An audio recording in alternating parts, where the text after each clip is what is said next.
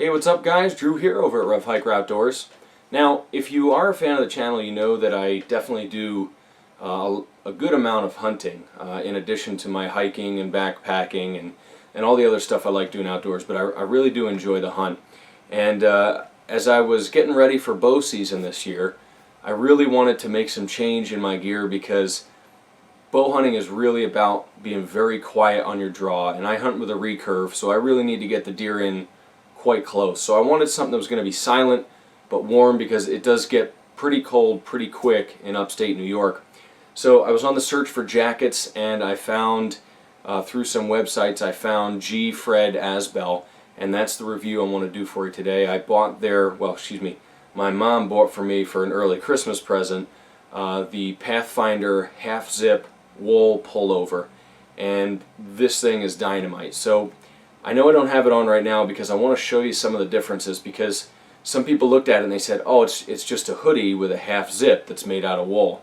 And it's really not. It's designed specifically for hunting and for outdoor stuff. This thing would be bomber for bushcraft trips, and I will be taking it on a bushcraft trip this winter with a couple buddies who are interested in doing a winter overnight bushcrafting trip. So anyway, for bushcrafting or for hunting, this thing is great. So I'm just going to show you some things about what a typical hoodie is, and then I'm going to show you the differences in this and why I think it's definitely worth the extra money. So right now I've got on a Columbia hoodie. Now let me just pull the hood up, and you can see that it kind of comes, you know, right to the front of kind of right to your forehead. It wouldn't really come down more in front of my eyes. I've got a big head, but this is about as big a hat as you can wear. If you like wearing hats with brims all the way around or something like that, it's really not going to be possible in this thing. It's got a very small hood, and if you have anything on underneath it, this kind of gets cramped quickly, and it can kind of bind, and when you lift your arm, the hoodie lifts up on the side. So if you have to draw and shoot downwards, this lifts up and you get cold. The other thing with the normal hoodie is the pockets. Now this front kangaroo pocket, you can see the depth of the hem right here is less than the length of my finger. It's maybe 3 inches. And for me, stuff is always falling out of this pocket when I put it in here, so it drives me nuts. So that's why I didn't just go with a regular hoodie, because I wanted a bigger hood, and I wanted a better pocket up front, and I wanted it cut in a way that when I lift up, it doesn't lift up here. I wanted it much longer. So anyway, now I'm going to put on the Pathfinder half-zip pullover and show you why it's a lot better than just a normal hoodie or really any of the other jackets that I've tried out. So stick around. Okay guys, so here is the Fred Asbell Pathfinder half-zip pullover. I know it's kind of a mouthful. I just call it the Pathfinder pullover. Anyway, check out this hood first off.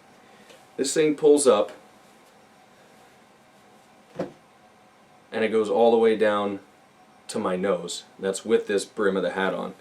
Now you might say, oh, that's ridiculous. No, it's really not. If you like to wear a bigger hat like a lot of traditional archers do, that's awesome. Or if you want to be bundled up for a bushcraft trip in the cold weather and you've got a big bulky hat on, one of those hats with the, you know, the wings and all that stuff, the old Yukon style hats, this fits over them no problem. What I did during bow season was I would pull it over and I would fold this piece back if I wanted it up, and then if it really got cold I could pull this around and kind of keep some of that off of my face. But this thing has just been great. I hunted the entire bow season. I probably went out about 20 times, so I've got a full bow season on this and about half a rifle season already.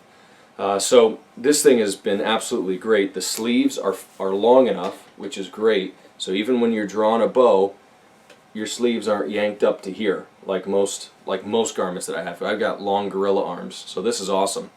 Now the other thing about this company is you call them and they hand make it. So if you want to buy one, it's a little bit of a lead time, but you can tell them, I want the sleeves a little longer, I want the torso a little longer, I want a hood, I don't want a hood, I want this, and they'll do anything.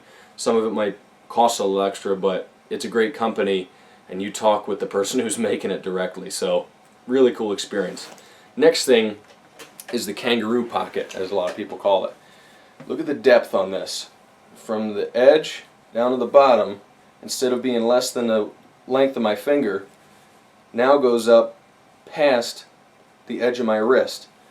Thing is super deep. You can I kept my grunt call in here the entire season, and I would take this on, pull it off, and nothing would fall out of here.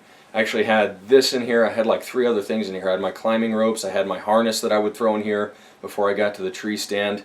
And then on the front, for my cell phone, it's got a little zipper pocket that, it's, you know, if you definitely don't want anything to fall out, that's never going to fall out.